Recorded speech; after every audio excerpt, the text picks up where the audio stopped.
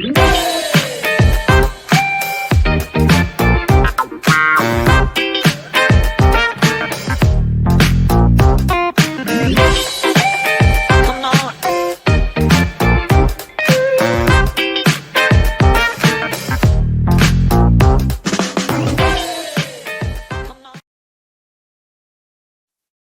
and welcome to the Autonomy Do It Live podcast. I am Stephanie. I'm your host this morning, afternoon, or evening, wherever you're at.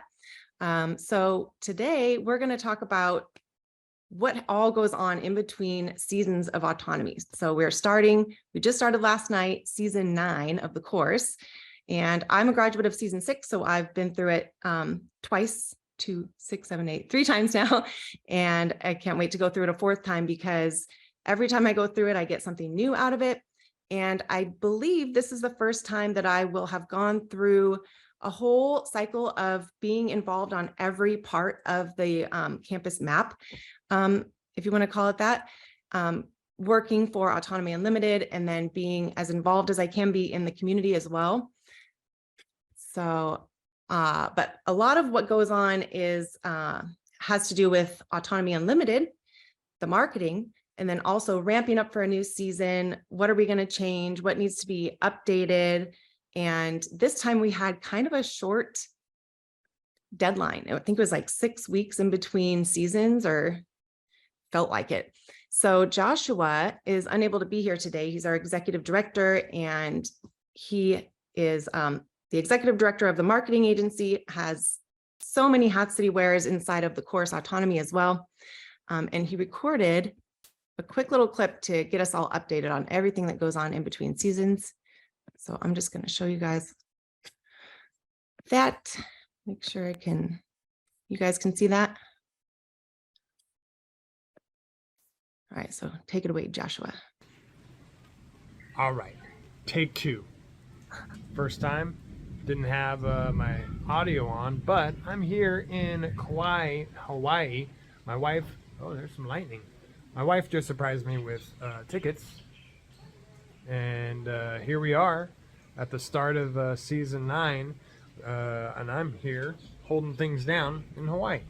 So I wanted to give a little inside look at how busy we are in between seasons, because the people watching this, you either are inside of Autonomy right now and maybe going through your first season, or you're on the outside and you're kind of checking out this culture, what Autonomy is all about, what the community is like.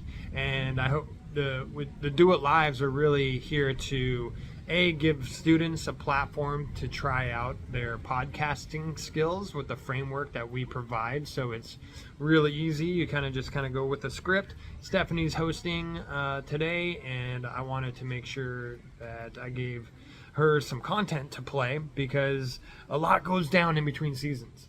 And so especially in between season 8, which we completed in the beginning of January, and then with the start of season 9, which we just started week 1 last night here in end of March. This all takes a lot of work. There's a huge team behind getting the information and the value of autonomy out there into the world, so people can there's more lightning. People can see what autonomy can do for them. And so I have a little bit of a timeline that I wanted to run through, but the end of the year, we did a workshop, our first autonomy workshop. So we're planning on doing these once a quarter, and that's going to be able to help us package up some valuable information and be able to share it with the outside world, so they can learn about what type of information is inside of autonomy. So we put together a workshop. It was right after the beginning of the year in January, and it was the Autonomy Mindset and Goal Setting Workshop. It was a lot of fun, a lot of work, and we were able to figure out our workshop template, and I think we really over delivered the value inside of autonomy, because we're charging $49 to join a live workshop where Richard gave an hour-long lecture on mindset and how important that is, and the difference between a growth mindset and a fixed mindset, and also the concept of being anti-fragile and the value that has along with it. And then we did a 2-hour live workshop where we were able to have our attendees break into groups, into breakout rooms, and be able to actually sit down and go through a goal setting exercise. So you're able to, prioritize what's important to you, and then being able to actually write down your goals and then the steps on how to reach them, scheduling your success.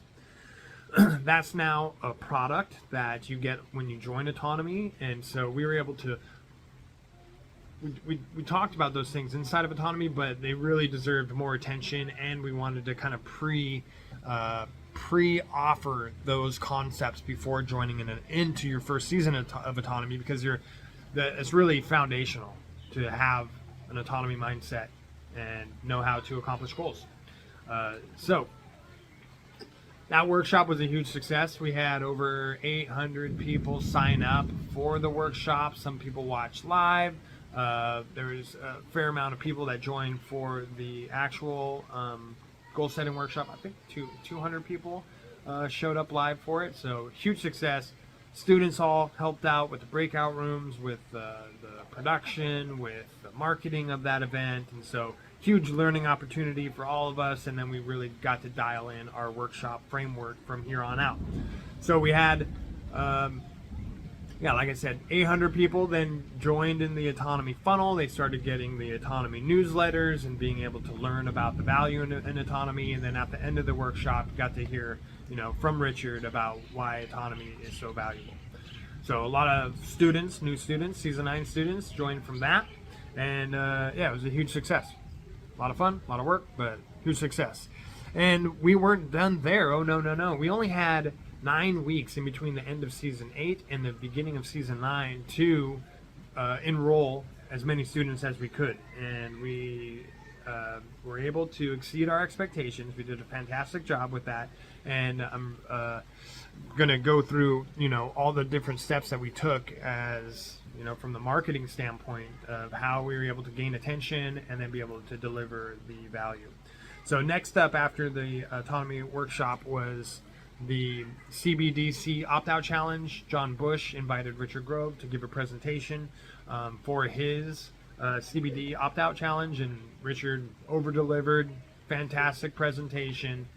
Really was able to show how autonomy and the autonomy community is going to be a necessary component, and being able to have options so that when the central banking digital currency rolls out, which is coming, you have options. You don't have to just go along in that system, but ideally have a diversified, financial setup, and then a community that you can barter with, trade with, work internally, and have a circular economy within that to create that parallel system that's no longer, dependent upon the controlled system. So that was fantastic. A lot of work, a lot of stress to get that going, but then it was, really beautifully produced and presented by Richard once we got through that. After that, we were not done. Oh, no. We started to, our Q1 workshop for this quarter, right before the start of this next season, was a VIP summit, a very important producer summit that Leah, on our team, it was her idea to come up with. Like, let's put on an event and bring all of Richard's partners in the podcasting world, autonomy affiliate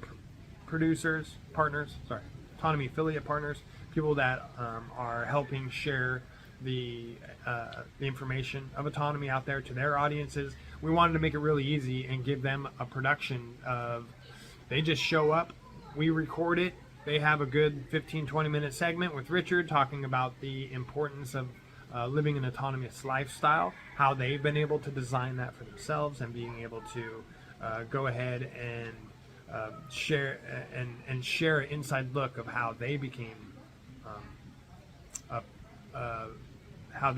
popular podcaster, the steps they took, the challenges they've experienced and being able to learn from that. So I think it was a really fun event. Ended up being 6 hours long. We had 10 plus guest speakers to that event, and yeah, huge success. Overall, we got, I think, 1,400 people signed up to watch that beforehand, and then for the replay. And then we were able to take those clips of those individual producers and be able to cut them out, give them back to them rapidly within the next couple days, and then they were able to share that with their audience and then use their affiliate link to bring their audience into autonomy. So I think that was a huge success as well. Shortly after that, we set up an Ask Richard Anything about autonomy, and so we were busy right after the VIP Summit preparing for that event. That also ended up being a 6 hour, no, that was a 4 hour event where people that completed the obstacle course, the autonomy obstacle course, were able to then get a link to join Richard live to learn more about autonomy, ask their questions, hear from others, and be able to, just see really Richard in his prime demonstrating the value he's able to do in autonomy Q&As during the season. But basically, I don't know if you hear that, it's big thunder. It's raining today. We're trying to figure out what we're going to be doing in the rain.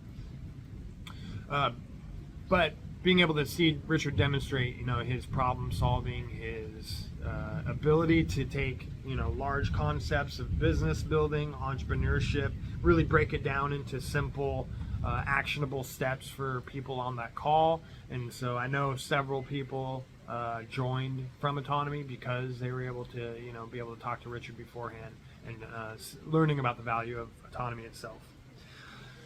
Shortly after that, the next week after that, we had the alumni meet and greet, and that was kind of the kickoff of season 9, and where we invite our autonomy graduates to join us for a meet and greet, so the new students can see the all-stars that came from before them. We start off with people that are working closely with Richard, with myself, the Autonomy Unlimited Marketing Agency, and being able to see where they came from, what they were doing before, how they are now working and doing what they love.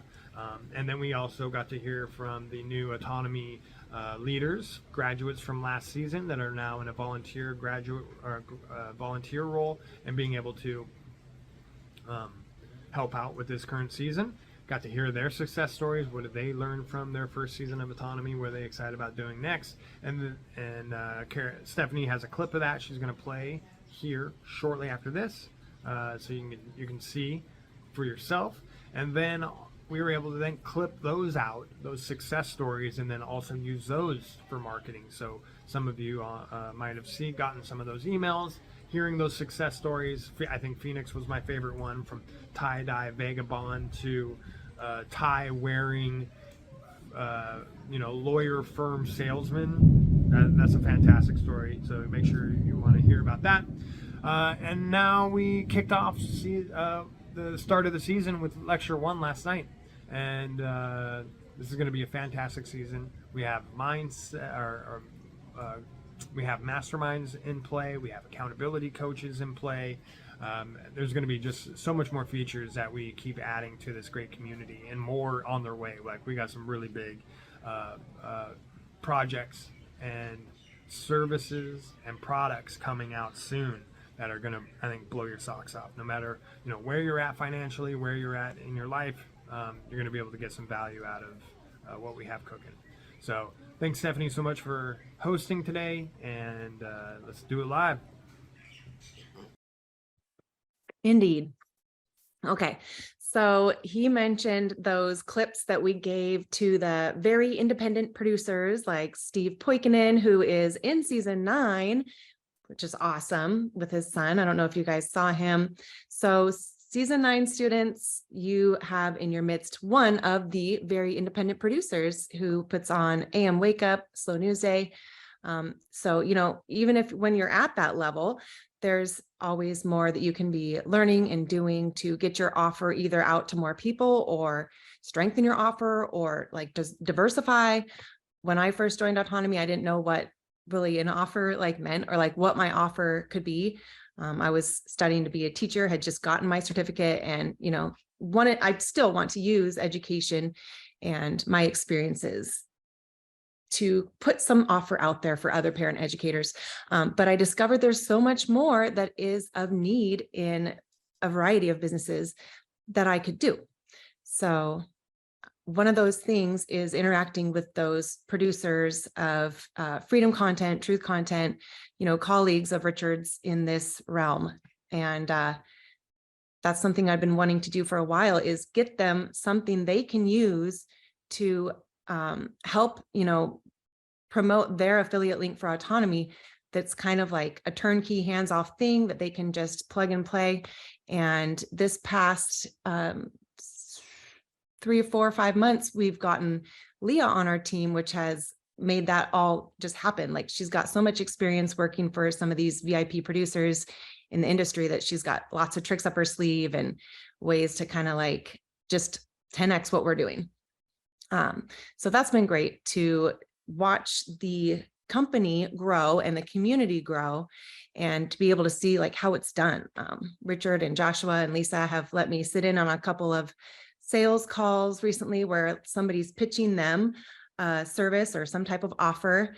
And it's such an amazing learning opportunity for me. The more that I stay engaged with the community and just keep asking like, hey, can I do this? Can I sit in on that? And I think I'm almost ready to put my own offer out there. I think I was just waiting for season 9 because there's so many awesome homeschoolers in season 9 that, yeah, it'll take shape. Our last parent educator meetup on Wednesday was amazing to hear from so many people that are excited about educating their kids at home and have advice for me and, each other. And we're going to start kind of taking a peek into each other's homeschool and see what it looks like. So that's just a little bit about my experiences with autonomy, but I wanted to play you, like Joshua previewed, that we had our meet and greet. So we're just now kind of intermingling the new students with the older ones and the grads, and it's been really great to get to know everybody. So part of that has involved the official, Friday night, everybody gets to meet the alumni, and then Sunday, everybody gets to meet the new students. And we've got like a 23-minute clip, I think it is, that shows some of the alumni and what we're all up to. I'm in there. I just got to remember where I put it. Pause. Let's see. It's one thing that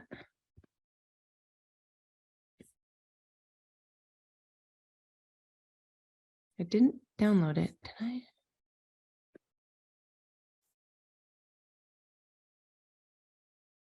Oh, that's not it. Sorry, guys.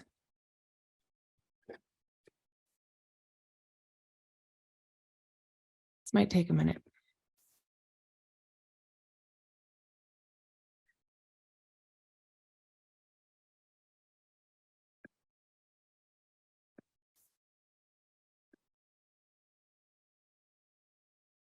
So now I'm like clicking things on accident because my hand is shaking. Can somebody talk?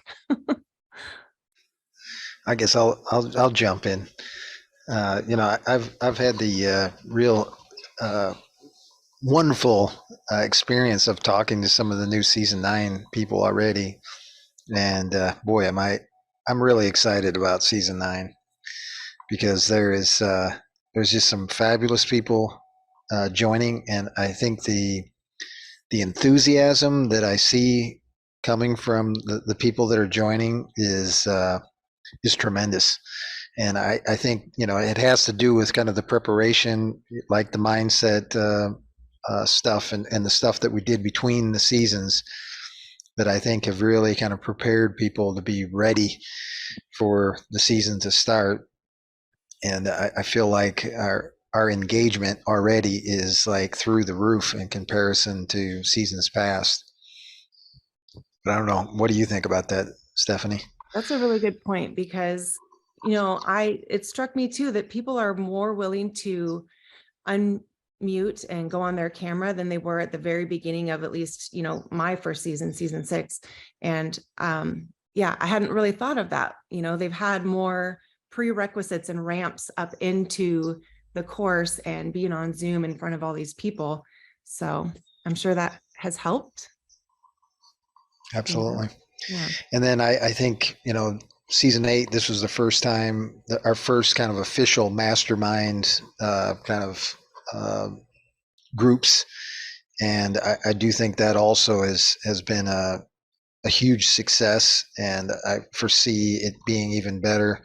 I know I've just been doing some exit interviews from the last mastermind group I was involved in. And, I think like the improvements that I'm hearing from what people are getting from the masterminds, being able to develop a trusting social network, being able to, feel like they have a way to solve problems and talk to people about those problems, and, kind of a social network of people that, they can take the next step with.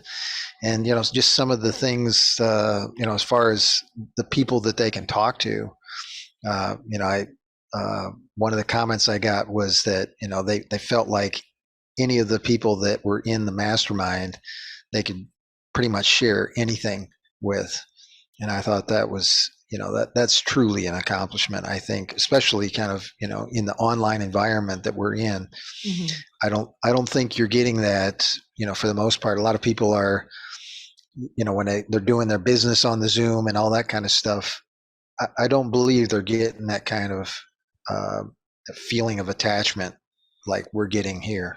Yeah, we kind of have the best of both worlds in terms of a really big network, worldwide network of awesome people, but also those little intimate groups that you can participate in if you want, which I think those kind of built out of the fact that like you started running breakout rooms during the Q&As. And then I remember Cody and I during one of the Q&As were like, we want more breakout rooms. And Cody was like, maybe we could just host one every Wednesday night. Because those little groups, it like you said, it just makes people open up more. And with the mastermind format is better than a breakout room because it's just the same group every week. And like you said, you can build up that trust. How are you doing? Have you found the video yet? All right. Got him. Sweet. Yep. Let me go full screen. And so this is from our Meet the Alumni.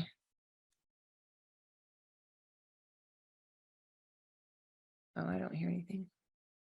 Let me move this. Here we go.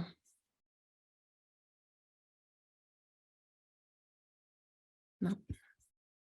Kara here locally. We basically met like through a freedom cell, and then I told her about Cecil Rhodes, and she didn't run away. And then we have been hanging out ever since. And then Autonomy came, and I really wanted her to gain the benefits that were inside of the course, so I got her to join in season 2. And then what happened?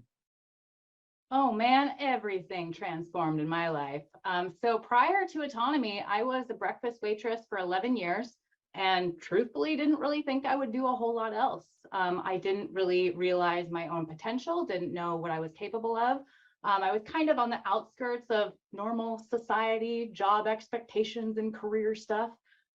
So when it came time to, my motivation was wanting to, get ready to start a family. I was like, well, I can't, start a family, want to be home with kids if I'm working, as a waitress all the time. So then simultaneously, I meet Joshua. And Joshua, not only have we had such a wonderful friendship and working relationship, but you truly are the one that helped me really see my own potential. It was working with you. We had this local project going on, putting Skillshare events together where we were kind of practicing the trivium in our own way, taking in, learning a new skill, processing it, and then teaching it to others. And through that, we needed a website. So I wrote the copy for our website, and that's when Joshua said, hey, you know that you can make a living doing this stuff, right? So, I started doing some little stuff on the side, but I was still just kind of in this employee mindset, a little bit of victim mentality. And then Autonomy came. And by the end of season 3, I had my business license. I had kicked, 90% of my waitressing work. And then as soon as COVID hit, it was just the boot that I needed to ditch that work altogether and then work for myself full time. So Kara, tell us a little bit more about your coaching program. You are doing some one-on-one accountability coaching with advanced students for this current season. And then tell us about your new Momentum program. Yeah, this has been really exciting new development this year. Created a new program called Autonomy Momentum, and it's a group coaching program. So what I started to find is I was wanting to find a way that people could get the benefits of one-on-one coaching for a smaller investment, and was also getting the support of a group.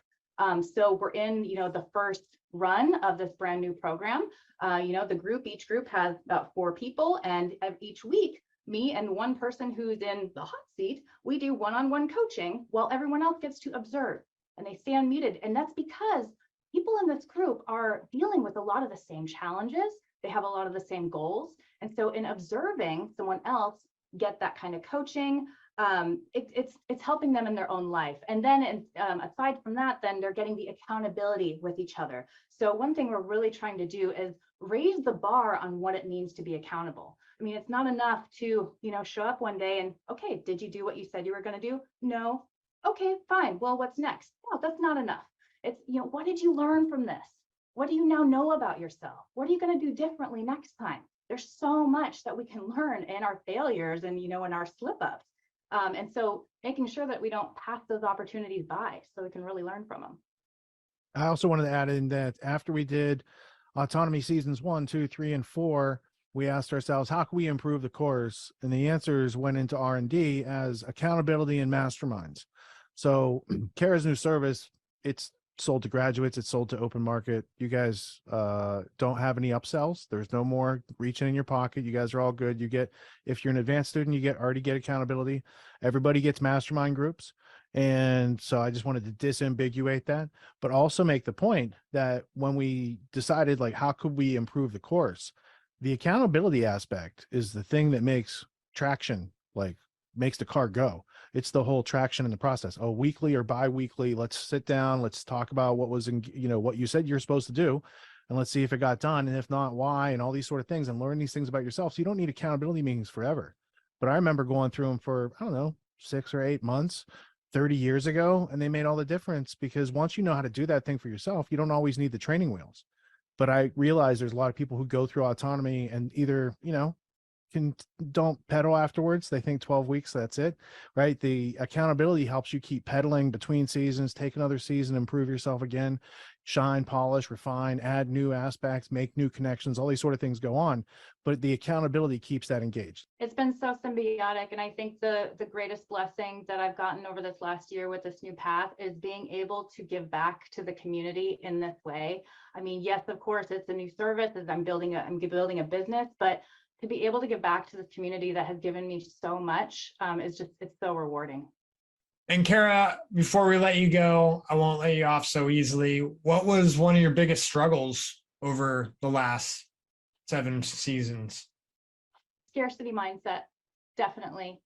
Coming from a background of, coming from very humble beginnings, very humble job before all of this stuff, and just kind of still having this in my mindset of, I kept noticing myself saying things like, I can't afford that. I can't do this. And then it's, started to switch to, wait, how can I afford that? Switching things to the question and opening myself up to possibilities.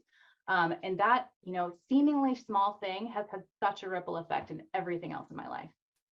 Mr. Cody has been working alongside Autonomy Limited for the last, year strong. And he's now getting paychecks because of his skills that he's cultivated. But Cody, kind of tell everybody, how did you come across Autonomy, and what was life like when you first joined? Yeah, so back when I first started Autonomy, I was still knee deep in a gaming addiction where just, wake up at like 2 p.m., play games until I'm hungry, eat, and then play games until I'm tired, which is like well after midnight.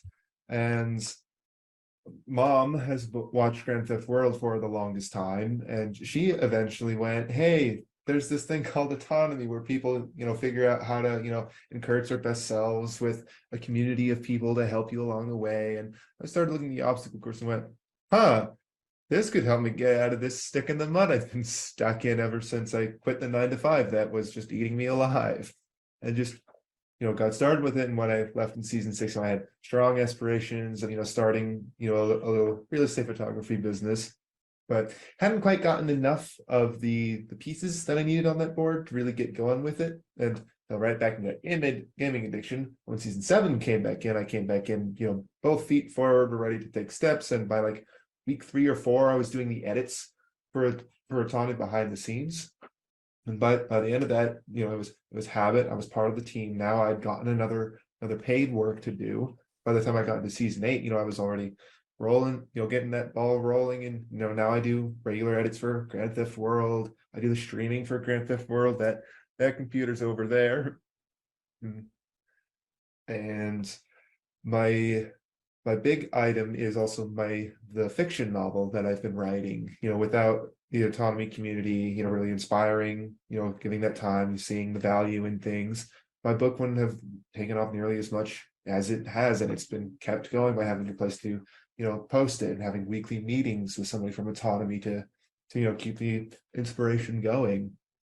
And for season 9, I'll be jumping in because I got to brush up on some of the skills to get this sucker published. So I would say, like, you don't need these skills when you're 10, but by the time you're expected to like support yourself and be out on your own, like age 18, like you want to have these skills in play. And for you having them earlier in your career, it's going to make a huge difference because you will never not have an offer that you know how to make to the market. It's like a simple lesson. And once we all learn it, then we just stack offers, right? Like if electricity goes away, I still have offers I can make to the market. There's people around, they have needs, I'm capable, and I know how to learn stuff. So I have offers with or without electricity. A lot of people don't. If electricity went away, a lot of their offers go away. So you just want to build offers out as you gain skills in life, and you gain a couple more skills. And now you have an offer that you can either spin up, start it, and have someone manage it, or you can do it yourself, or you can train somebody else, or there's a relative or a loved one or a friend that needs a job.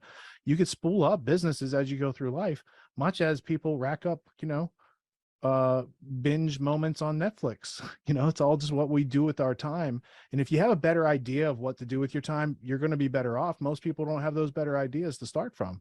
And Cody adapted very well from having a gaming addiction to being told, hey, that's no way to go through the rest of your life. And then he encountered opportunity, stepped up with his offer, showed improvement, and built trust over time. Consistency of doing what he said he was going to do over time equals trust.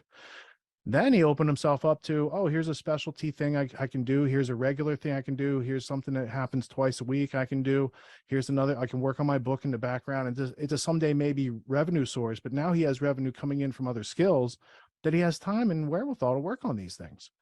And I don't think your mom's been unhappy since she made that recommendation. I think she's very proud of you for taking to that recommendation and integrating it to the fullest degree. You're doing great. Yeah, and thank you, Richard. All right, next let's go to tie-dye to tie. Mr. Phoenix. What's going on, autonomizers? Who's still awake right now, huh? You guys better wake up. You guys better wake up because it's time for some high energy. We're three hours in. We need to refuel. We need to re-energize and remember why we're here. And that's to level up our game and be better than what we were yesterday. What's going on, ladies and gentlemen? Hi, Joshua. Hi, Richard. Man, your energy is so refined since we met you at Porcupine Freedom Festival. You were migrant, artist, delivering stuff. You had this thing going on when we first met you. And now it seems to have changed and become more organized, structured, and maybe serving you better. So I want to hear that story. So I found you and autonomy through, thankfully, Ernie Hancock. Yeah. You were on a couple of episodes of his back in the day. COVID comes around and I find Grand Theft World and I'm like, oh, this is the greatest dang, thing since sliced bread. And come to find out what the beauty behind the Trivium is, was really just a method of learning. And I was like, I need this in my life. And I was driving expedited freight at the time because when Rona kicked off, my buddy said, hey, we need some drivers, you want to work? And I was like, okay, sure. And one of the aspects at the time that one of the freedom strategies at the time that I was, investigating in was Vonoism, the act of taking radical lifestyle changes to increase your invulnerability to coercion, not just from the state, but from private individuals too. And so like van life was this thing that I was really deep into. And the transition from going from a, for lack of a better term, homeless van dweller traversing the country, which was amazing. Don't get me wrong. I loved it. It was awesome. The transition from going from that to where I am now is 180 degrees. One of the first, I was able to, over the last few seasons, work with various students and graduates in autonomy. And I've, realized that one of the strengths that I had was really just wanting to help people and learning, how to best apply these abilities of listening and helping and caring. And the way that you had taught sales was really based on those same values and those same core ideas. Then you're going to love this, Rich. One of the concepts that the attorney that I am working for now, who his sales process is almost identical to what we learn here in autonomy, the methods and the core values and the concept and the mindset of sales. You're gonna love this.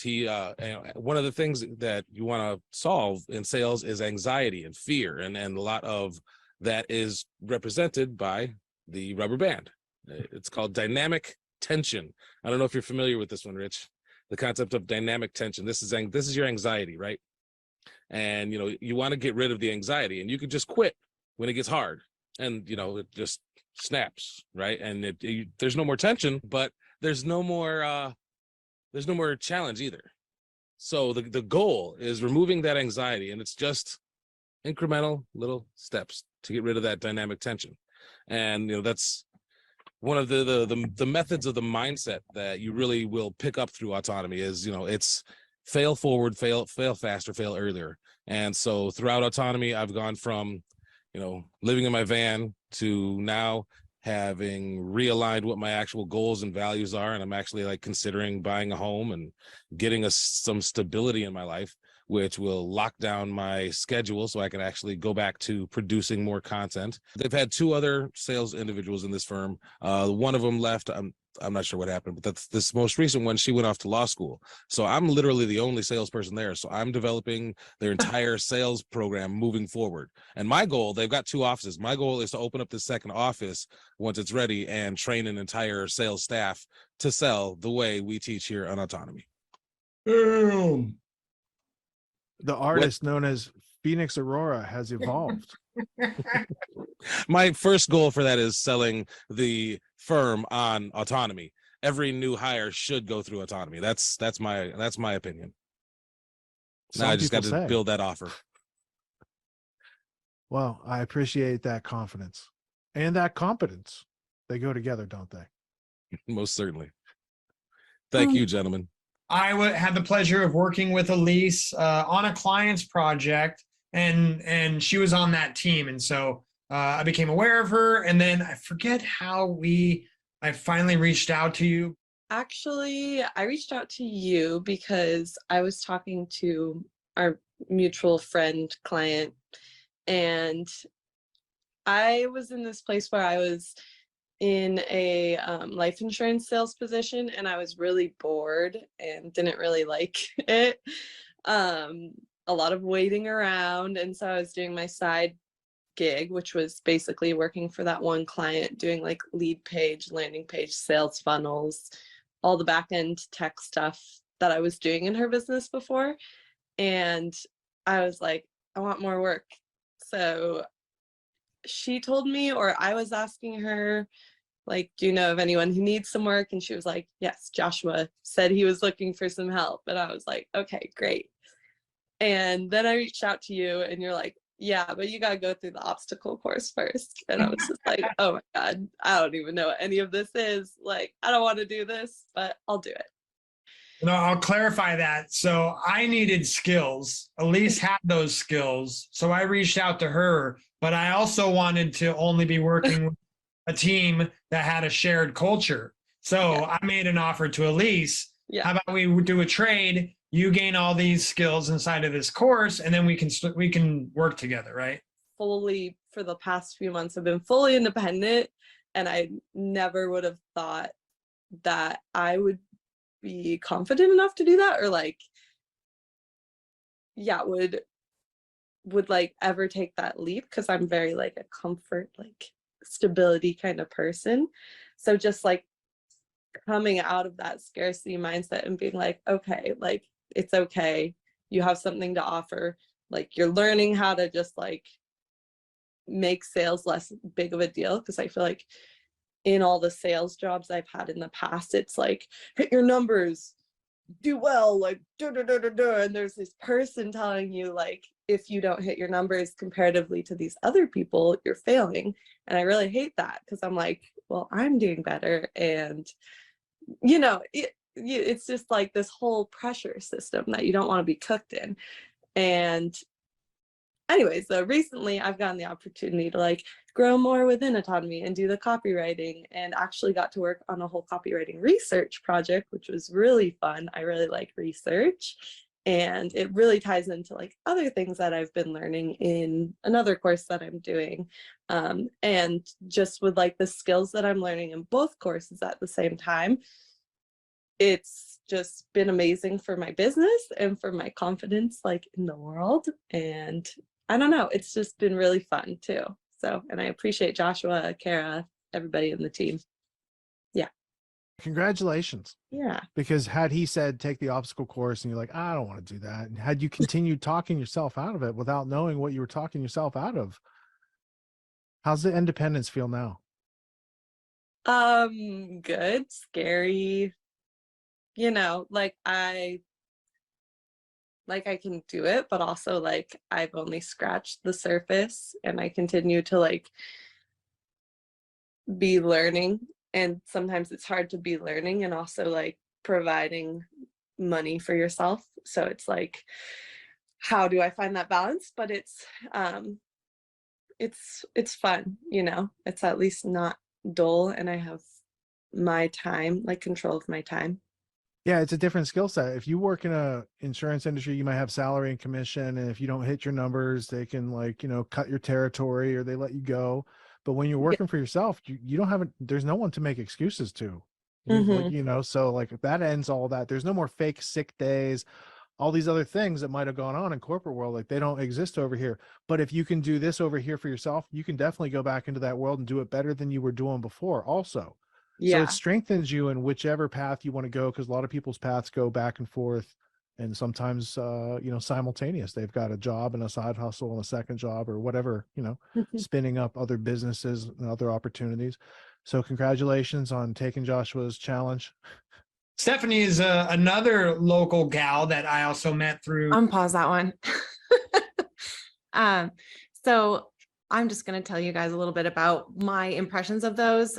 We don't really need to replay my whole meet me speech. But something that Elise said really struck me as like, well, so am I, and maybe so is everybody, when she said like, I'm a comfort and stability type of person. And it really got me thinking, you know, well, so am I. But one thing I've heard Richard say before in different words is like, what is going to take more effort and be more stable and comfortable in the long run? Like remaining in poverty and just keeping working in this employee mindset, trading your time for money, or, you know, getting something in place and having an offer and being able to be an entrepreneur and have more control over your future. Something like that. I'm sure that he puts it in much more eloquent words. But, you know, it also made me a little bit envious of Elise, because she's got her own thing going on. Kara too, she's got her own business license. And I, you know, have been so grateful and lucky to be able to work with Autonomy Unlimited, like under their umbrella, like safe. So I'm still like able to be comfortable and still like have an income and do something that I love and have this freedom to work from home. But there has also been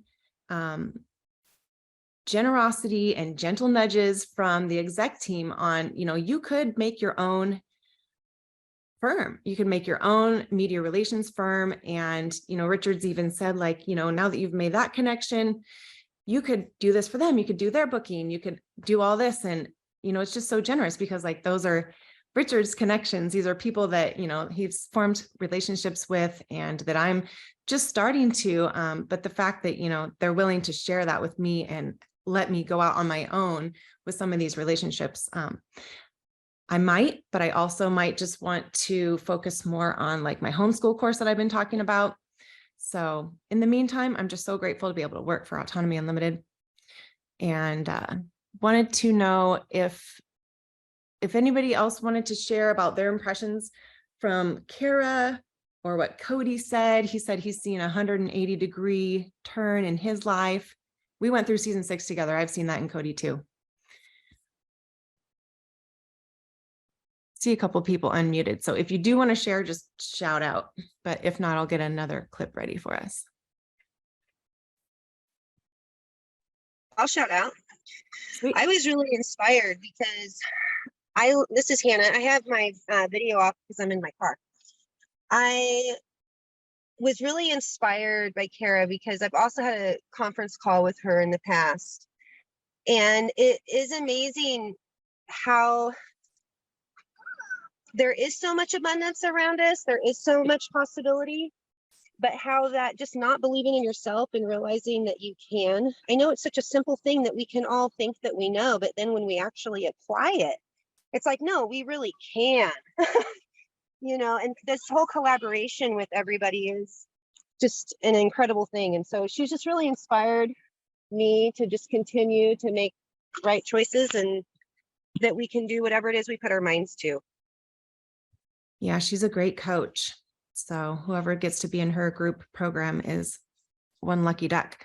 I got to have a coaching session with her before too. So, and yeah, you can say, I believe in myself. I know I can do these things all you want, but then once you actually go and do it, like here hosting and like screen sharing and stuff, it sounds so easy. And I've done it before in like my little team meetings for media relations, but it's so much different for me. Like when I know it's going to go on YouTube and there's, 15, 20 people.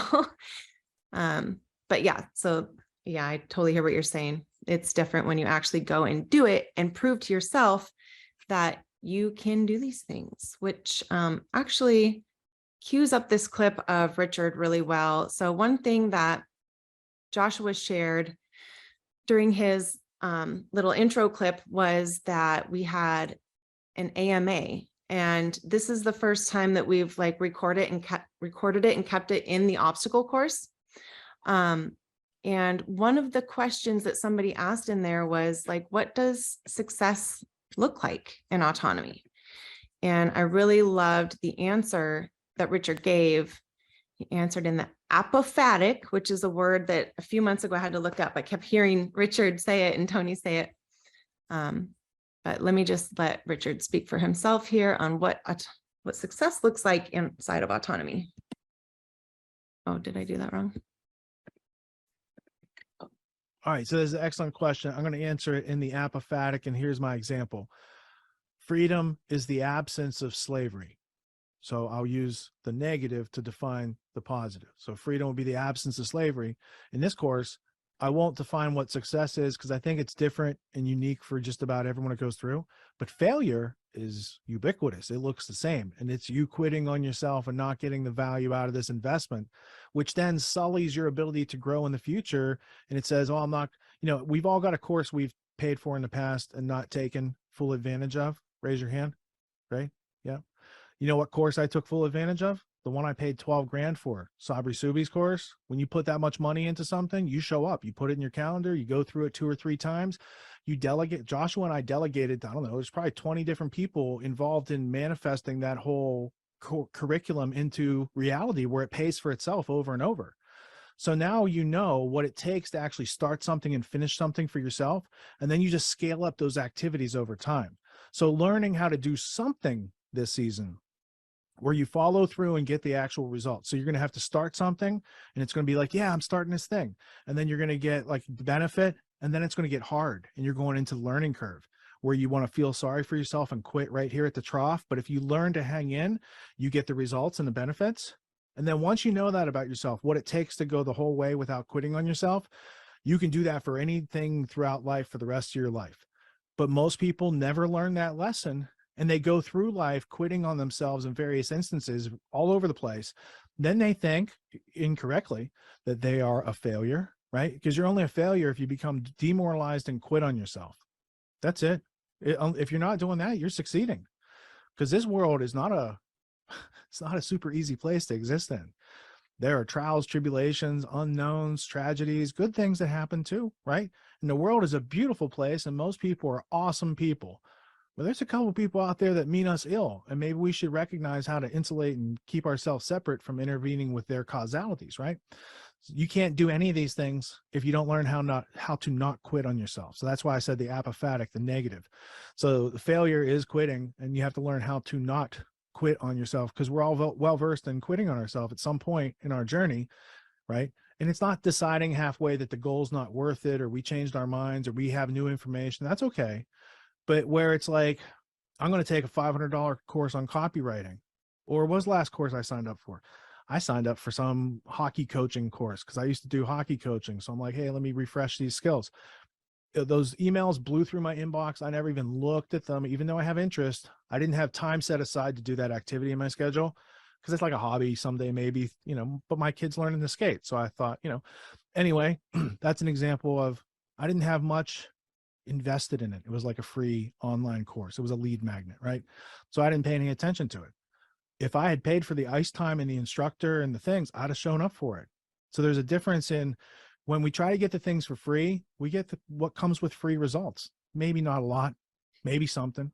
But when we invest in something serious, and then we make time in our schedule, we show up, we draw the wisdom, we apply it, we go through the trials and failures to find the success from that, and then we multiply that. That's how you make any investment in yourself or other people to pay off. And learning that lesson right there is worth the price of admission to the course, and should be like a boundary of success. And then all the other things that stack up as benefits during the course would just overwhelm that. So yeah, learning to not give up and quit on yourself. I think we are setting a really solid foundation during week 1, in that it's time to, you can just breathe and you can look around for a second and be like, okay, what do I need to put in place? What's in my way that I can easily just get out of there temporarily, at least for 12 weeks. So, unsubscribing from several email lists. I do it every season during week 1, and they keep building up. I just keep subscribing to more things every season. So that, and then also having this week or two to go through the spaces where I like to sit down and do like deep work, as I've heard Joshua call it. Those places I need to have surfaces clean, and that's just me. I can't have stuff on the surfaces. So I love having this week to just have this foundation set so that it will be easier not to give up on oneself, because like Richard said, your environment is a magnet. It's always on. So, if your willpower is going to wane, you want at least your environment to be there to support you. And I love that part is built into this first week with the getting things done. And I can't wait to go through that interview that he did with David Allen. I haven't gone through that interview since my first season. So,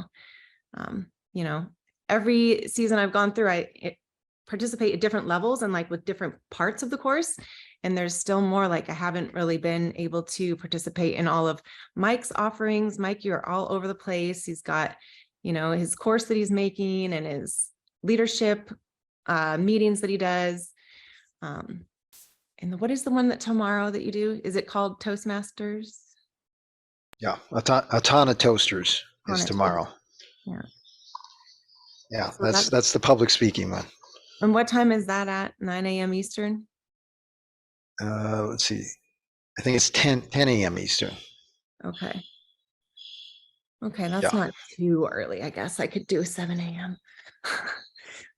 So Yeah, well, I tell you, I've learned so much because these are kind of those things that are similar to like the mastermind where you get to know people and, the amount of information that each of us has. I mean, like Otto here, he recently did a couple presentations and just kind of blew me away, with, some of his knowledge. Like he's going to be coming up with a course. I don't mean to put you on the spot, Otto, but he's a season 8 student that's a graduate that's it's just kind of blossoming like crazy. But he's going to show us essentially how to build a community, and facilitate some of the things that he knows a great deal about.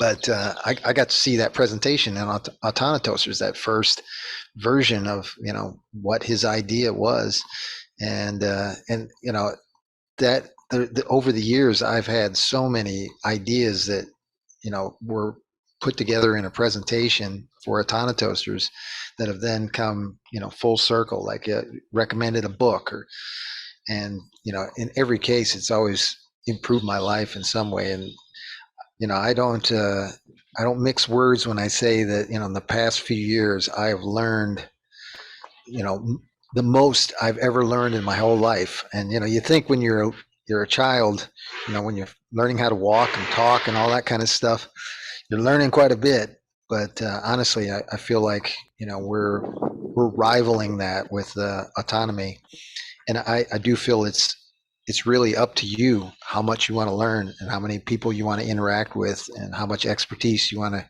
grasp onto, because it's here and it's growing.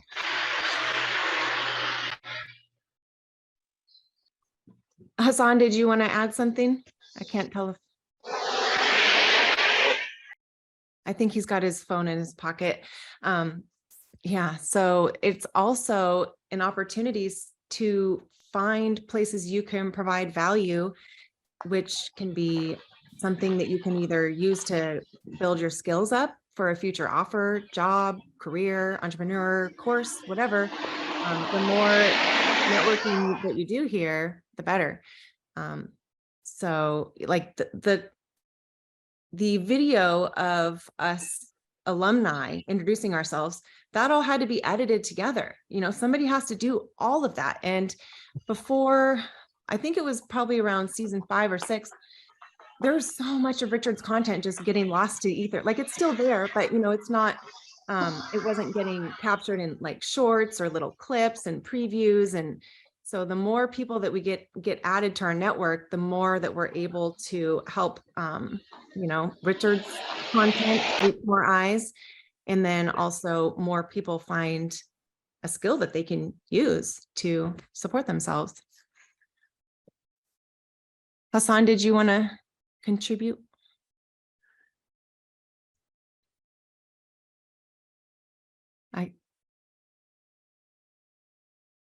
I don't know if you're trying to talk, Hassan, but we can't hear you. So, hello there. Hi. Hello, I'm walking on the rain, so sorry for there was some sounds in the background. So, I'm continuing to listening, and I am getting too much value. I usually don't speak. I prefer others to hear others, not to speak myself. But I'm here to learn how to speak and not be afraid or shy anymore. So what are we talking? Is there a specific question to answer? Oh, yeah, that's great. I'm so glad that you decided to unmute. I don't know about you, but it always gives my heart the flutters. So we're just talking about how in autonomy, if you notice a need, or really just in life, if you notice a need and that is, a problem or a need that you can help with, then that is oftentimes a way to build up skills and potentially make some money. you have any experiences or feedback on that topic? Not too much. I was an employee for most of my adult life, and I don't like that anymore. I don't want to work in shitty jobs and get minimum wage anymore. So I like this community basically because it is freedom-oriented community, and I already met a bunch of great people. I am enjoying this experience, and I am willing to cultivate how much I can get from it.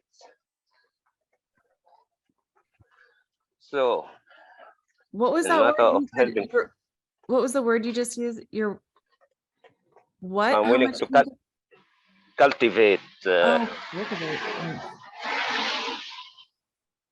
That's good. I'm glad I asked. That's a great word. Yeah, I think you're in the right spot then, because this is where you come to get out of the employee mindset, find some way that you can solve other people's problems. You're going to learn a lot more in the weeks ahead how to use solve somebody else's problem and turn that into, income, providing value to others. So when I enrolled in this course, there was this idea in my head that I am waiting for magic to happen. I am waiting when the magic moment when I am transformed and not the old person. But what I discovered, there is no magic. The magic was applied to me in form of illusions and assumptions. So shedding these illusions and assumption will set me free. And I am kind of experiencing this at my life. When something does not go well, I usually get so angry and so frustrated. Now I am trying to manage my anger and use it to find solutions, not to just to cry for the problems. That's great. And,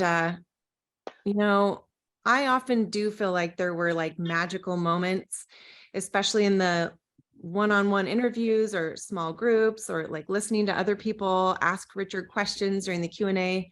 But you're right, it's not magic. It's just like the erasure of assumptions and illusions. So, yeah. Yes, Stephanie? Dave, did you want to?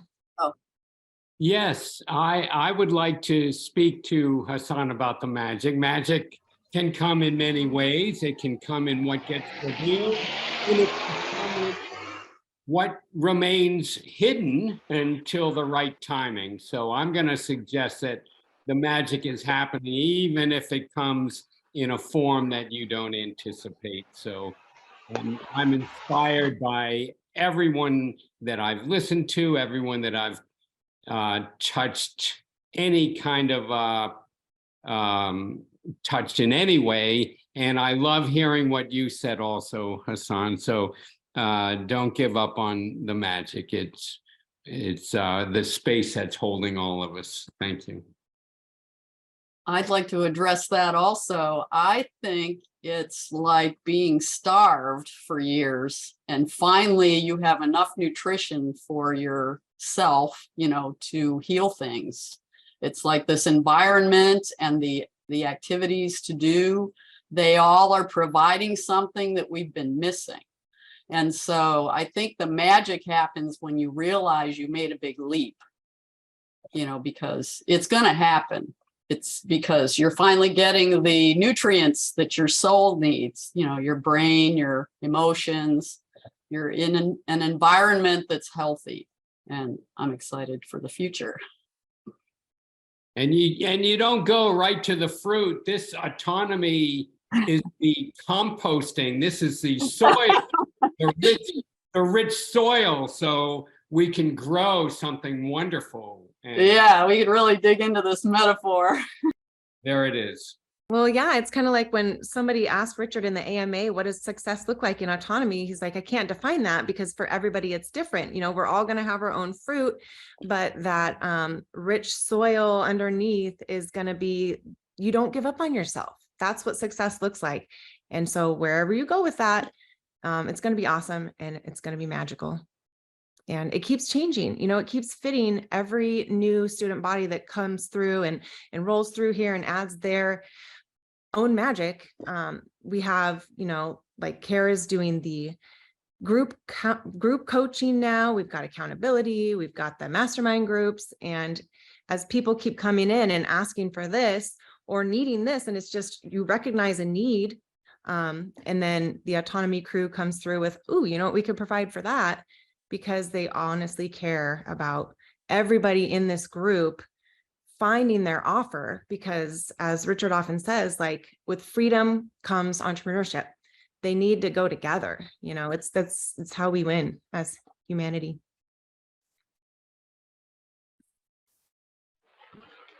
So following what Dave had said, I remember this proverb, and it's I've heard that it is quoted from Che Guevara, and sometimes I heard it's quoted from old Mexican proverbs, and it says they buried us underground. Little they did know that we are seeds.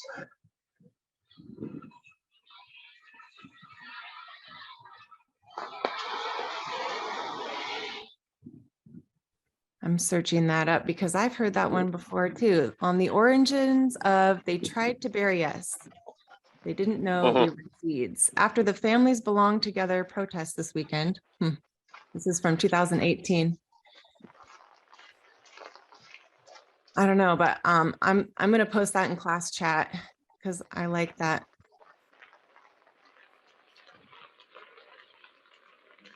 That quote. Anybody, speaking of seeds, anybody planting their spring gardens right now like me?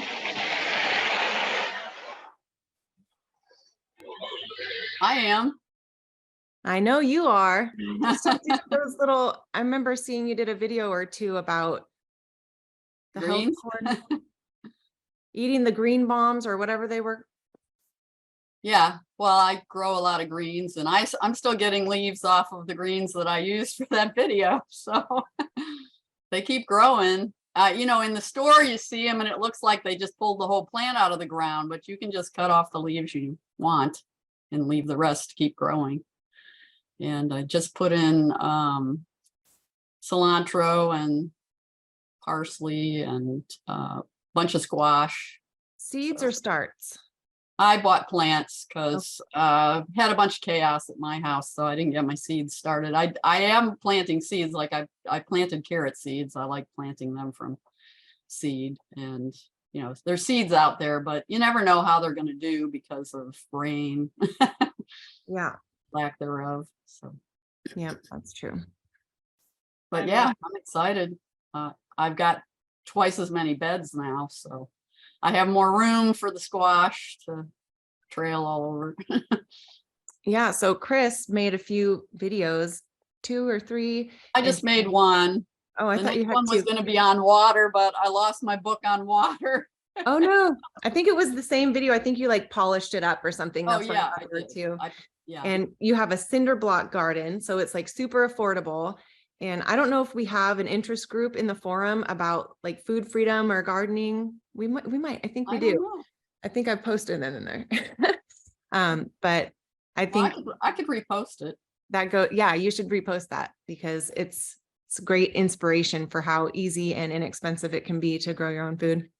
Yeah, and you know, even if you plant 6 things and only 1 grows, you know, that's progress. Yeah.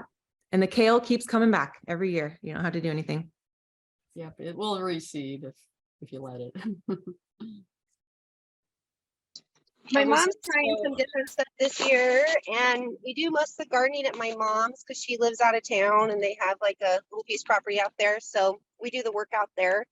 But she's trying some different stuff this year with like hay and putting hay all over the garden for now, and we're going to try to do like a lot of root vegetables this year and stuff that'll be good for storage. Nice. Yeah, I tried that last year. I've tried growing potatoes in 2 or 3 different ways, and the wire worms always get into them. So if you guys find out a way to avoid that, let me know. So is it straw bale gardening or just putting the straw over the garden? Well, this is something that her papa just started doing this year. She's been watching some YouTube prepper lady channel, and she's got like all this stuff going on at her house that she's prepared for. And then she realized, man, we got to really do some things different in the garden concerning water. So she's hoping to do like this style. I wish I could tell you what it's called, which I can post in the chat later after I talk to her. Part of doing it this way is in hopes of preserving water because they're on a well. Yep. Once again, I think it's called mulching. Yeah, mulching's good. Mulching. I have one of those a soaker hose going through the middle of every bed. Yeah. Well, I met this woman last year who she does like the landscaping for the library here. And she was telling me that she learned from the indigenous cultures in Washington state how to garden without having to ever water anything. And she's like, it doesn't have to do with like your typical mulch that you'd think of. And she's got some tricks up her sleeves. But my whole point is like, these secrets have been hidden from us. You know, it was like plant a lawn so you look rich. And it's just, I mean, I hate to sound so one note and like everything's a conspiracy, but it just pisses me off, you know, like I want to be able to know all these little secrets. They should have been passed down for generations, and hopefully we can fix that. Well, one thing I do is I don't pull all the weeds. I let the weeds grow. I just pull them before they seed because they provide, at least in Texas, they provide shade. Yeah. Yeah, I have a spot where I do that too, around my bean teepee. And plus, one of the weeds is edible. It's called sheep's head sorrel, and it tastes like the peel of a green apple. And the kids love it. I love that you brought up that you learned from the people, the indigenous people who are already doing all that forever. Mm-hmm. And my mom and I, when COVID hit, we started doing the foraging stuff around here in the Pacific Northwest. And we, you know, plenty of books and stuff on this subject. And we learned, okay, well, what are we going to need? We're going to need like something for fevers. We're going to need something for diarrhea. We're going to need something, you know, for these, you know, antibacterial or antimicrobial. So first we learned, well, what's the medicinal stuff? Because we already recognized just growing up around here, a lot of the food in the wild, but we didn't know about the medicinal things. And it's just amazing that even in my front yard that plantain grows. And so now it is like, I protect it so much. Oh my goodness, plantain is the best thing in the world. And we made this balm out of it, which you can actually even buy on Etsy. There's a lady who sells it on there. Looks the exact same thing, and it's out of like a Pioneer book. It's like 3 ingredients or something, and it is the best stuff for skin. It's all I use on my niece who's a baby for diaper anything. It's all we use, and it works better than anything I've ever used. Can you put the instructions in the gardening or whatever? Absolutely. Yeah, I'll take a screenshot or I'll take a picture of the recipe right out of the book and a picture of the book. Awesome. And it's so easy to make, and I love it. I mean, it's just anytime I have anything skin, I'm like, where's the plantain? Mm-hmm. And then my daughter, take a picture of what you're calling plantain, because there's yes, I will, because you're right. That can be different ones. Yes, I will. I will do that too. Thanks, My Chris. sister was the head nurse at a retirement home, and whenever there was somebody with a bed sore, none of the medicines worked, but she'd put a plantain leaf on it and bandage it up, and that would fix it. Okay.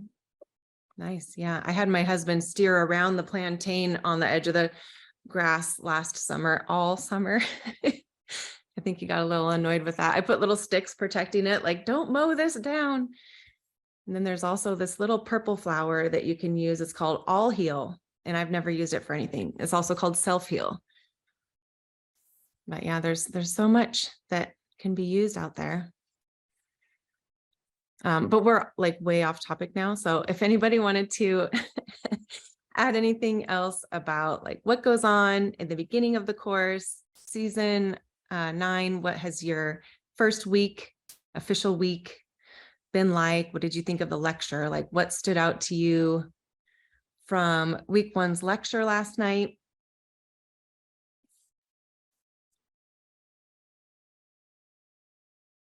You haven't. So I wanted to say that I think already my expectations are quite, how do you say, not even reached, but higher than what I thought. I got to talk with quite a few people, especially Mike. I had to talk a few times because it was so inspiring and interesting, getting to know someone who saw the wall fall in Berlin. Wow. You know, there's value to people who live through historical moments, which I think is precious. Then, of course, the network. And I'm getting more and more the idea what autonomy is. I did not quite understand what it would be, what it all included. And I already sense it. So, and I know that there are going to be difficult parts, but not quitting and not quitting on yourself is something I like. So can you do it still when it gets hard? And just to add, I actually would like to focus more and more on solutions. And, you know, I've done my steps. I've done quite a few steps already. It's just the beginning. But thinking of the first season when I was introducing myself yesterday, I totally got lost.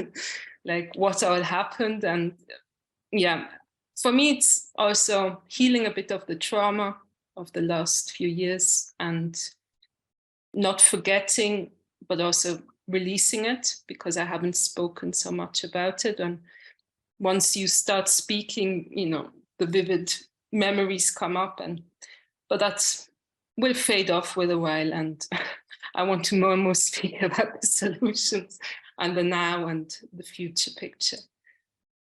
So yeah.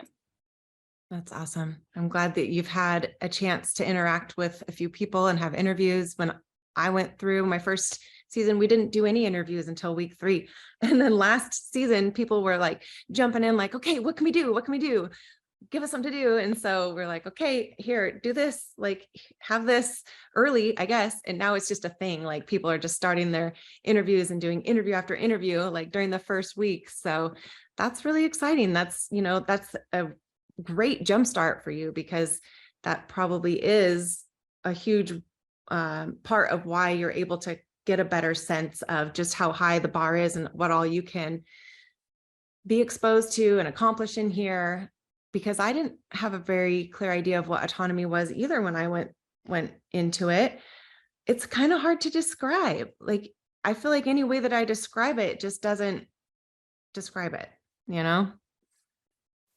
I'll keep working on that. What do you think, Dave? Well, you know, I have a question about the interviews, and I like when I get an opportunity, I would love to have a one-on-one, and the technology piece for me is challenging. I still can't get my Calendly up, so that's going on for me. But when I get an opportunity and say, yes, I have a few interviews next week, but I don't know what to expect or how to find what that's about. And so can you tell me a little bit about the interviews and what might go on? And for now, I'll find a tech mentor as I go along that's right for me. But okay, yeah. What So about interviews, please. If somebody else wants to put in the chat a link to where, if you don't have this part, Dave, the like outline is for building rapport and being the interviewer versus the interviewee. Have you guys gotten that yet, or is it just meet someone new? I haven't seen that, and I may have a while ago, but if I can't find it again. Wherever I clicked on that showed up and I was like, oh, wow. But I try to go back to those places and I don't know where to go. So, Okay. Yeah, so it looks like some people are looking on their screens. So basically what I always do is I don't really use Calendly that much. I'll just send a message to somebody or they'll send a message to me. What time works for you? And we'll set it up, make sure you're aware of time zone differences. And then either at that point during that initial conversation or shortly before the scheduled time, you can say, well, do you want to meet in a dojo or do you want to use your Zoom or my Zoom? Just keep in mind, if it's not a paid Zoom, it'll be 40 minutes max, but I like to use Zoom. Well, Jitsi records too, but I haven't recorded with Jitsi personally. And it's your choice to do this next part, but you can record it and then share it on the forum for other people to learn about you and the other person as well. And that'll go in the integration replays room if you do want to share it.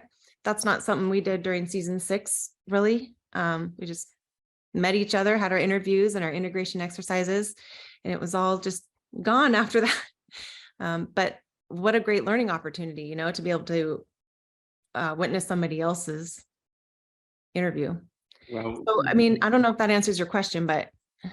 well, I'm sure and I'm okay with that answer because as time goes on, I feel like so much will be revealed. So thank you. And in reference to the course material last night, awesome, just awesome. And I wonder how, you know, as I mentioned in the AMA, how to be an ambassador. That's the kind of information I would like to take into other educational situations where they have no idea what is possible. And I would like to learn what's possible and then teach what's possible and then learn more and teach more. And this whole spiral thing can go on until enough of humanity gets what truth is and how to be the truth that needs to happen in humanity. So anyway, I would love to, I don't know, but I won't do anything until I figure out how to be in integrity with that material. I'm grateful to have the material and to be learning, but I would love to find out how I can be an ambassador or what that would look like. I'm going to show you guys how to find it. Okay, Oh, so good. you can go to universityofreason.com if you don't have the Kajabi app, but it'll look the same. So I'm going to my courses. You're going to go to season 9. And in the pre-course material, let's see. Oh yeah, I've been here, but I couldn't find it again. This and leverage. So did you download the Kajabi app? Because I don't know what that is. it's just an app that you could download on so that you don't have to go to the website every time and use a browser. But I don't mind doing that. I always just go to the browser, type in universityofreason.com and then sign in. And then you just go Pre-course to integration exercise, the basics of meeting someone new. Right there. You got it. So then once you're signed into your University of Reason, then it'll look like this. So it's got, I just clicked on that. So it's got 2 downloads right here. So what I clicked on was, where is it? Is this it? Season 9 getting started. The basics of meeting someone new. And then after you click on that, this is what comes up on the right. It's got this 11-minute video, but it's also got these 2 downloads that you might miss. So you want to click on that and just see, well, what can I download? There's 2 options. There's this PDF and this PDF. This one's about active listening. This one shows the outline. So I'll just download that and open it. So it's just how to interview somebody. And what we always did was we switched roles halfway through. So I would interview you for a half hour, then you'd interview me. And that gives you some, you know, tech tips and stuff. Beautiful. So yeah, universityofreason.com, and you should be able to figure it out from there. Okay, thank you. Yeah. Yeah, those interviews are just a really good way to jumpstart your season. Dave, and that's also got the instructions for the Calendly on that thing as well. So that might help you with the Calendly too. I need more help than that. For example, I found that and I started to do that. And there were some steps in there that I struggled with. And when I start to like, okay, maybe I do this, and then I can click on things, and the next thing I know, I don't know, I'm done. So anyway, that's Well, we're not going to give up on you. We're going to continue to help you one way or another. I'm not giving up on me, but I'm making wise choices. Okay, thank you, Michael. Sometimes you just need a little break from the Calendly so you don't get tangry, right? Don't get tangry. Put it in the chat. Interesting. I know I didn't get Calendly going until just about 2 weeks ago, and I had almost all my interviews done about before 2 weeks ago, and someone just let me know my Calendly, the way I had it set up, wasn't even working. So I was doing it. I was just going to other people, other graduates, not even anybody of this season, and or they were sending me links because they knew what they were doing, and then through that I just kind of figured out how to set my own Calendly up, because they were like, this doesn't work. There was newer people coming on and saying, hey, this doesn't work. Why does this work? So I had to figure out why my Calendly wasn't even set up right. So It you might gotta go through experience sometimes. Yeah, it might be something you put in place later, but for now, just make a connection with somebody and schedule something. Yep.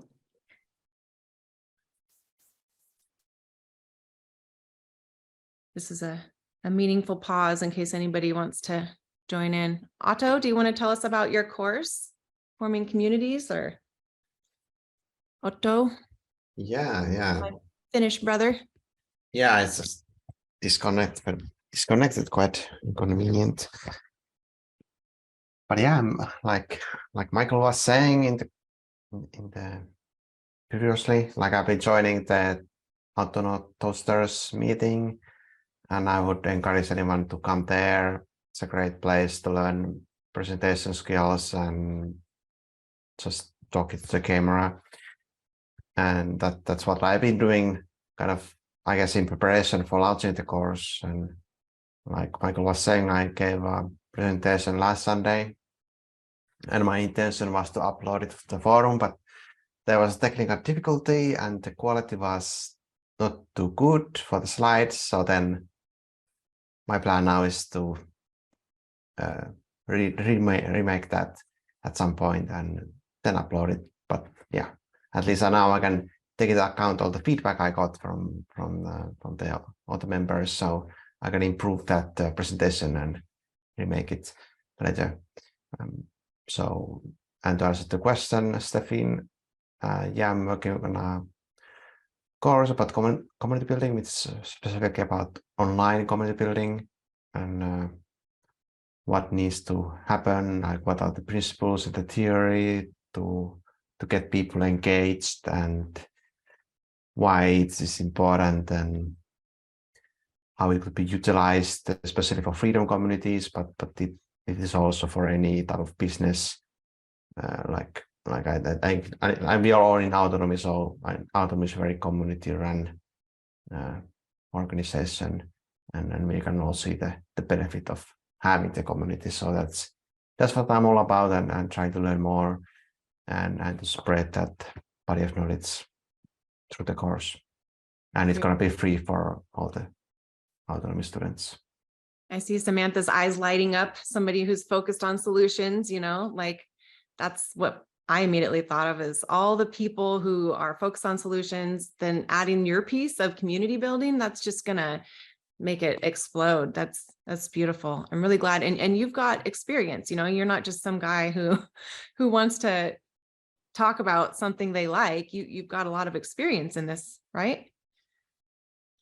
Yeah, I've been working for 6 years as a community manager and / kind of marketing stuff. And yeah, now I've been updating my knowledge with all the new resources that have been popping up. So the whole community building industry as a kind of profession is something quite new, relatively new. When I started, I didn't know about that really, and there was no proper resources. But today there's a lot of stuff online. It's been growing, and also the big businesses have been catching up, or kind of there was a boom on everyone wants to build a community, including like Coca-Cola and all the big brands, just seeing the value in it. And yeah. That's funny. Be a part of the Coca-Cola community. They need to stop trying. But yeah. It brings to mind something Dave had said.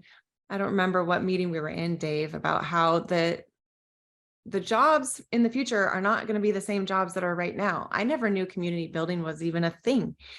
And 2013 or so, one of the podcast guesting interview firms that has cropped up in the past 10 years is when they started, was 2013. So that's a new thing too, so I guess there's a reason I didn't know that was something I could do in life, is it didn't really exist yet.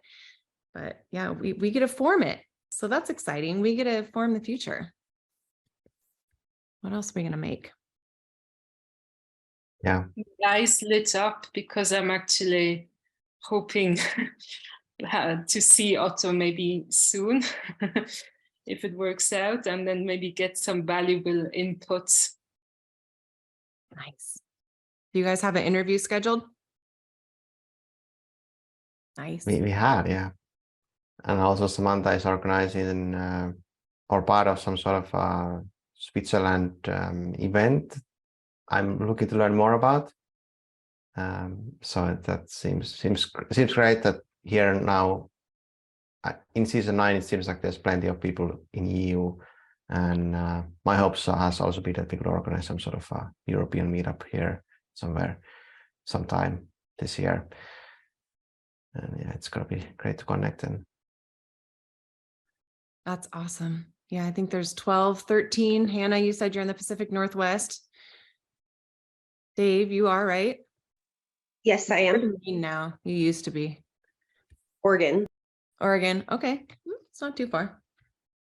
My husband and son are driving to Oregon today, in fact, going to Elkton. Oh, I love Elkton. Never been there myself. It's about 45 minutes from here, and it's inland. I have to go a little north and then inland, and that's where we go swimming. And there's a great little restaurant there called Tomaselli's everybody stops at, and it's super fun. Great campground down by the river. What's the town nearby that starts with Rose? You mean Reedsport or Roseburg? Roseburg. Yeah, I met a season 1 graduate this past few months. She's been helping me with my dog, who is just, it's a whole other thing. He's been sick since he's a puppy, injured, gastrointestinally injured. He's not sick, but anyway, so she is from that area. So when I told her that we were going to be going down there, I was supposed to go, but the dog's sick, so I got to stay with him. We started making plans. We've been talking more, and I just love that there's this, 9 seasons now of excellent people. And I had a random problem of my dog throwing up every day, and I found somebody who can help me with that. And it's not just some random person who, if I were to see them in the store without a mask last year, would yell at me. It's an awesome person. And so I love the networking, to come back to the networking and friendships that I can make in this community. We're on our way to having everything you need, and we're building the rest of it. So I love that. And I'm hoping that I listened to this. I don't know if it was in Peaceful Revolution or what it was. I should remember forever ago. It was definitely in some of Tragedy and Hope's work. Someone interviewed somebody from the UN and asked her, like, well, where should I go? And she was saying that she gets that question a lot, how people ask her, well, where should I go? Where should I, go to get out of whatever situation? And she said, actually, the best place is right where you are and where your community is, and build your community up. And so I've been trying to do that here and take just everything I'm learning and just trying to see how can I apply that to my family, to my neighborhood, to my schools, to my everything, right where I am. Yeah, that's important. Yeah, we had a lot of tyranny here in Washington State. And so there were some people who moved, a lot of them to Idaho, and some other places, you know, Texas. But then there's also the other camp that's like, we got to stay here and make it so that it's not horrible here in the future. Somebody's got to stay and fight or whatever, stay and build. And, you know, there's been so many different schools of thought that I've been exposed to throughout this whole 3-year ordeal. Like, I've got my go to city council friends and, like, you know, argue for better laws, and then my like exit and build friends and my like mutual aid group. And I think a lot of what Auto has to offer could help us in our local communities and our wider networks as well. But a great thing about having come to this group through Joshua is that I've been able to watch what he does. And he built a local community here by giving us all a place to meet online, where it's like low pressure. You're not like face to face on like your property or anything.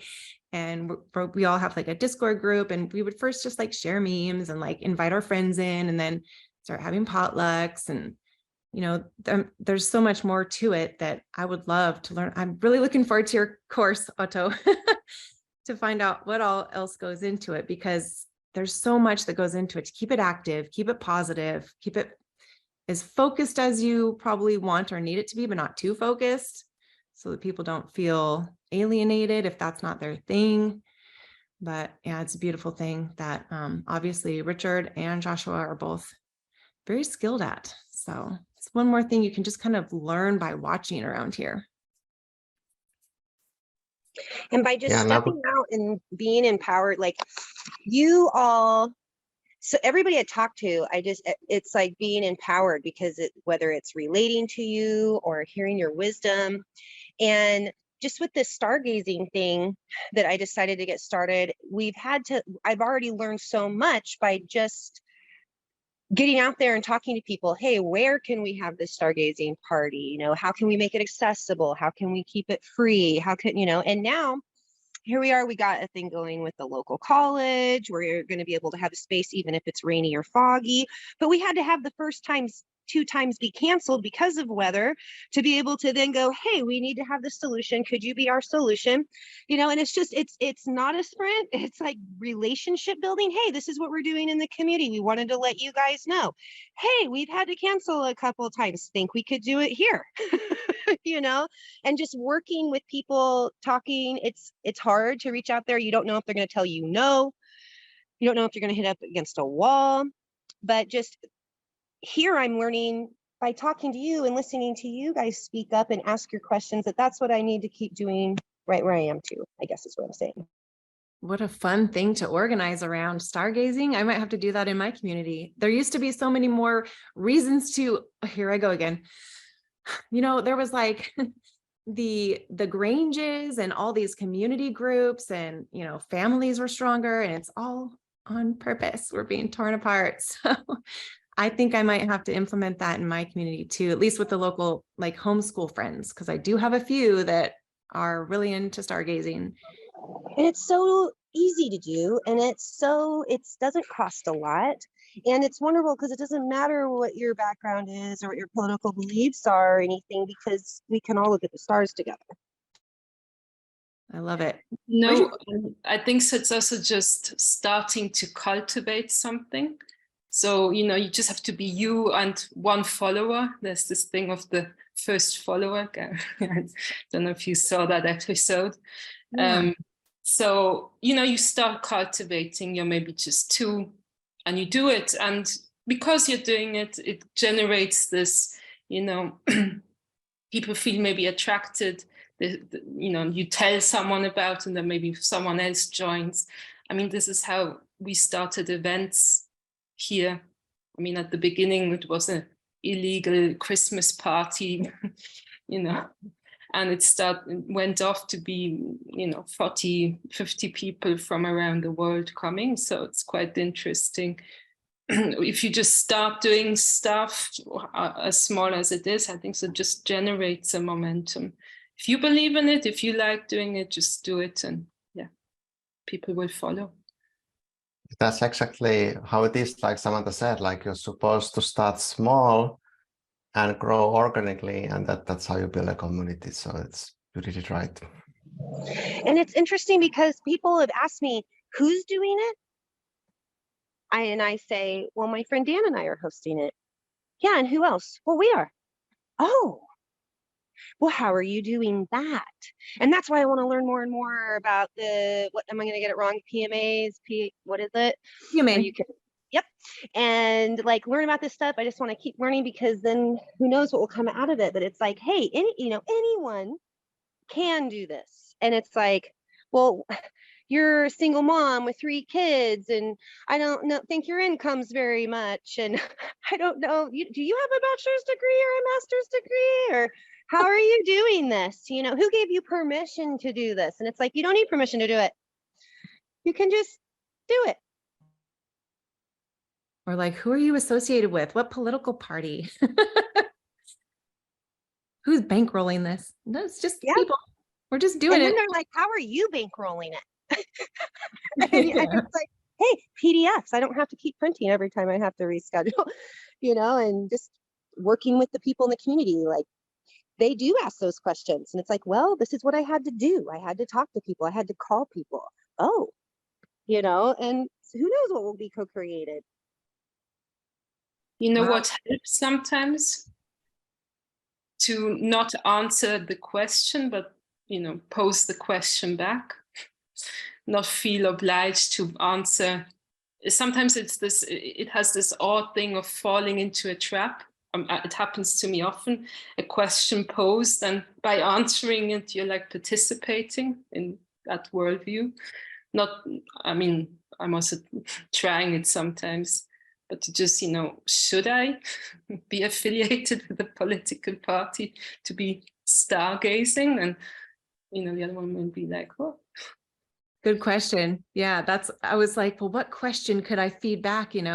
I was on an airplane when my son and I went to Porcupine Freedom Festival last year, and we sat next to this man who, he was reading a history book, and I was like, cool. It's like, he's interested in history. So I showed him this pamphlet I had from a group of artists called Paranoid American. And they put out like comic books and children's picture books and all kinds of stuff, t-shirts. But this one was a history of secret ops, like MK Ultra and stuff. And so I gave him one, or I tried to, because I have like 15 of them. And he was like, well, like, what political party are they associated with? And he wouldn't take it because I didn't have an answer. I was like, none. So he was suspicious. He was like, oh no, they're probably right wing. I wish I would have had a question to feed back to him, Samantha. That's really good to hear from me too, Samantha, because I am like a too much information person. I am the person to share more than I probably should. I'm so open. And so I appreciate you bringing that into my awareness and helping me to be able to apply that. So thank you. Yeah, you're welcome. We're all here together trying new things. I think it's always helpful to just try little things, maybe tomorrow you can just try and say, not maybe just speak, but just put that question, a question is posed towards you, and you can just, not even making a big question, just say, yes, should I, you want me to do that? Just, it has to be just something short that you don't need to think of it and be caught up. But again, I'm not an expert. I'm also in this process. Yeah, that space in between stimulus and reaction. Yes. Yes. And I am often the fool who will just merrily, happily, while singing, step off the cliff. So I've had to utilize all the information that's been shared to help me to really think things through and have a process so that I know where I'm going, what I'm doing. And so, yeah. That's funny. Yeah, I remember I've had similar thoughts, like, just take a breath, Stephanie. Don't need to keep talking.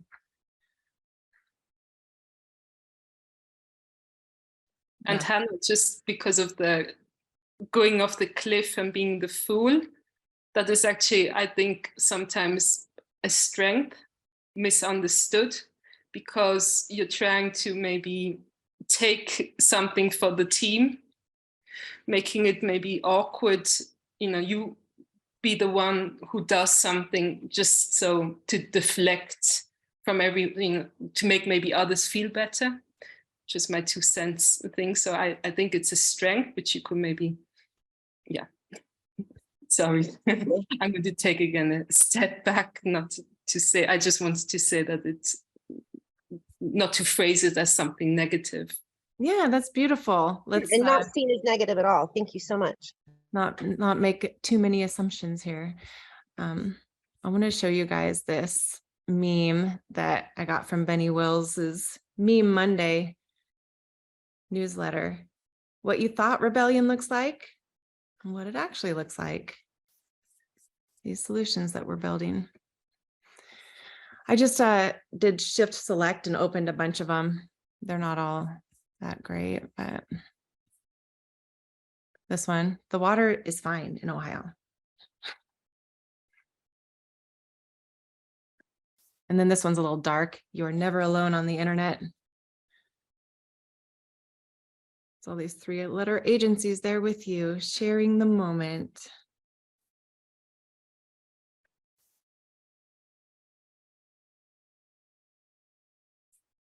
And that's pretty cute. I love cats. Just wanted to share some random memes. Well, I think I will. Oh, shoot. So that's why you asked that, Otto. We're not recording.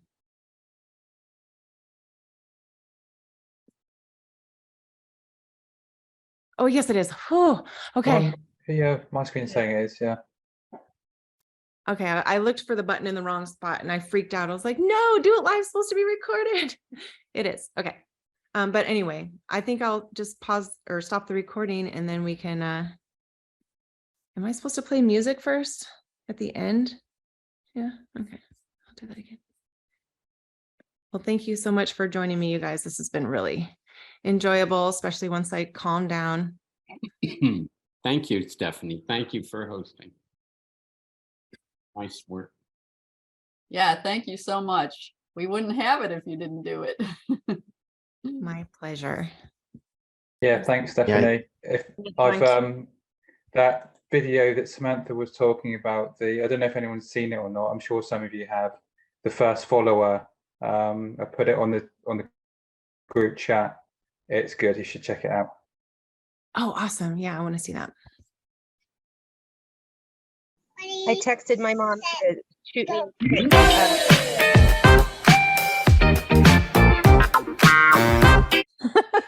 Sorry, what? That was awesome. I'm just saying, my mom's gonna text me pictures of that plantain information and I'll get it posted, guys. Perfect. Yeah, I have Plantago major. Like that's the one that's in my yard. And then there's also the narrow leaf plantain. But then some people call like those banana looking plants plantain. So I'm glad that you brought that up, Chris. Let's see if I can remember how to do this. All right, thanks guys. Let's try this again. Okay, so thank you for joining us on Autonomy Do It Live. If you would like autonomy in your life, go to getautonomy.info and tell them that Stephanie sent you. Ready, set, go.